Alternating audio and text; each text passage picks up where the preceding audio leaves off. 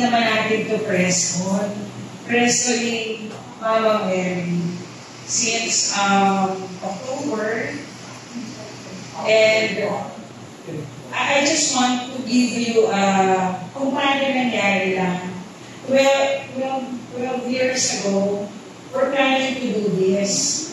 Yeah, that was 12 years ago. And, 12 years ago, it so happened, yung si Andy, she's my writer, matagal na namin ko. We're doing it na, sabi ko, pinayagan naman ng mga obispo. Kaya lang, yung pari na kasama namin, namatay. So, tapos nag-busy, di ba, nababalitaan nyo naman, I do shows abroad, mga ganyan. So, for some time, nawala. And, very big opportunity that Shirley and I involved dun sa isang project na malaki. And sabi ko, you know, if mag-materialize everything, I really wanted to do something for Mama Mary, which I didn't expect. Eto na yun. Kasi, ang daming trials na nangyari. And talagang, parang pinipigilan, pero maraming chance na gusto talaga gawain. Hindi ko lang kasi hindi naman ako involved sa mga community na kaparihan. Walang ganun eh. Nag-iisa nga lang ako talaga together with my team. And hindi ko rin alam kung paano ko i-realign, i-concept yung gagawain. Because the concert is not just about kantahan. It has something to do about praying the Holy Rosary. So, napansin ko, may mga kasama ko, na may edad na, they don't know how to pray the Rosary. And then, ako, sa every time may concert, yung there ba, sa Jessica Das, nga kita-pilita. Pagawa na, no? Yun. Yeah. Anyway, meron kaming concert nila, Tita Pilita Morales, Mitch, and then Mitch Valdez asked me to lead the prayer. And it was really something that very intimidating because people around me are not Catholics. They are converted into Christians. So, parang sabi nila, oh, Derek Islander, the director of the show, you lead the prayer. And ang nagdasal ko lang talaga is our Father and Hail Mary. Because I wasn't prepared, yung mindset ko, nandun na sa show. Siyempre, mga veteran performers. So sabi ko, meron isang lumapit sa akin. Sabi niya, alam mo, direct, buti nag-pray ka ng ganun. Kasi ang dami-dami namin show, walang nag-pray talaga ng ganyan. So, I'm intentional naman yun. Hanggang sa nalilid na. But anyway, to make the story short, I really discerned how to come up with a concept that I really wanted to come up on stage, giving the review to Mama Mary. So,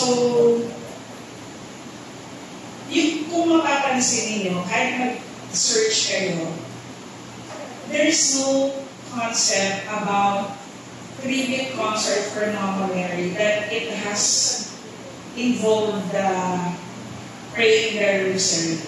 So, mangyayari sa concert natin. Pag hindi kayo nanood, sayang. Anyway,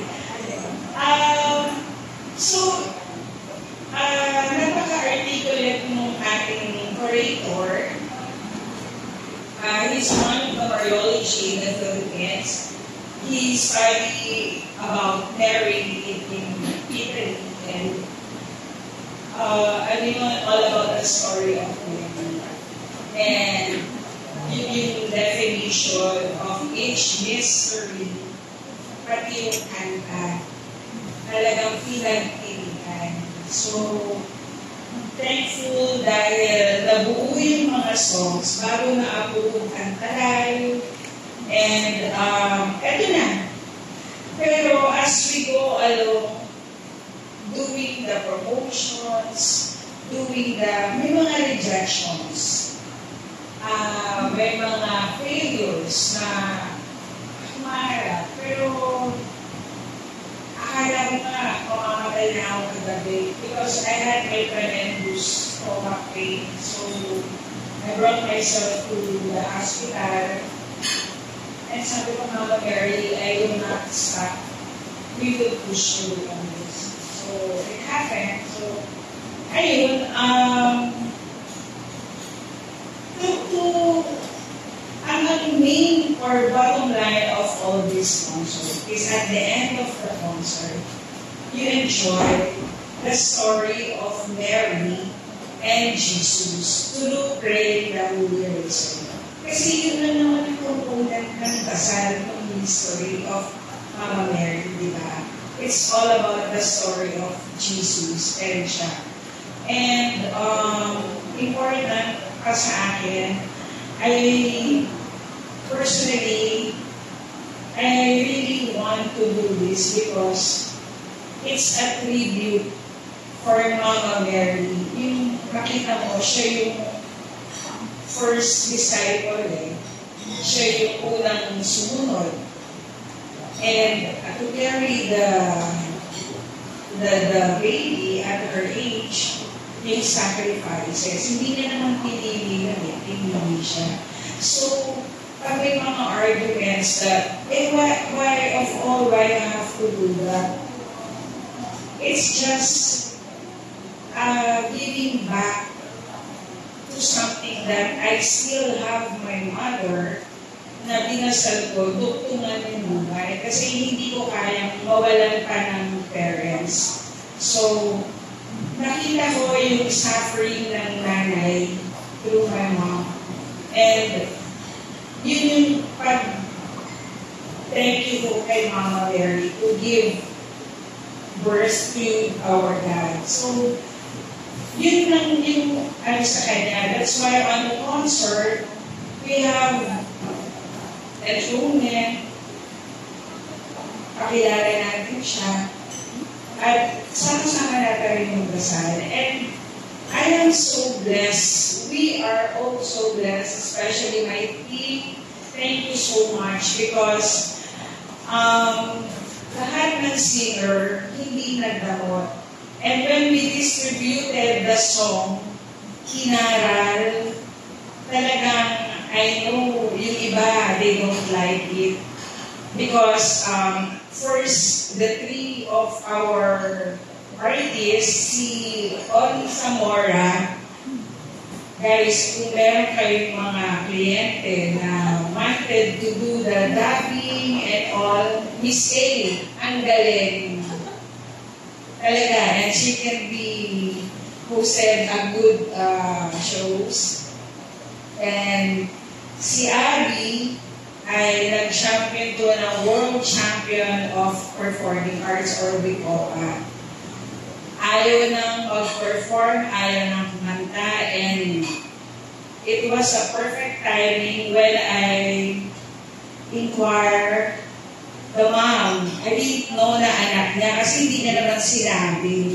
Kasi ang sabi niya lang, meron siyang artist na gusto na lang kumanta for Mama Mary. Eh, sabi, gusto mo makilala. Hindi, ang bait na eh. Pati ito, sasampay eh. Alam mo ba na first time mo, Abby, can we do a 2,000 Hail Marys? We did it. She said yes, with no ifs and buts.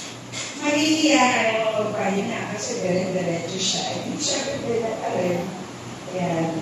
And yung wait, magagalit talaga yan. And of course, my good friend, si Alex Cabral, mukha lang siyang kakalat-kalat, pero magaling yan talaga. Mahal ko kung kaibigan mo na to. Siya ang aming Judas in this concert. Watch and wait for him. Mamaya, kakantahan nila tayo. Ayaw nyo? Gusto.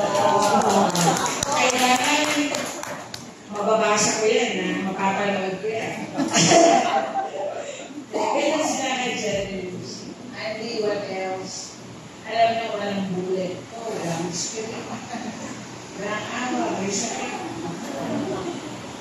Hindi, mga kaibigan ko na yan eh. Everywhere I go. Kaya lang nakate. Kasi kung sila hanggang doon.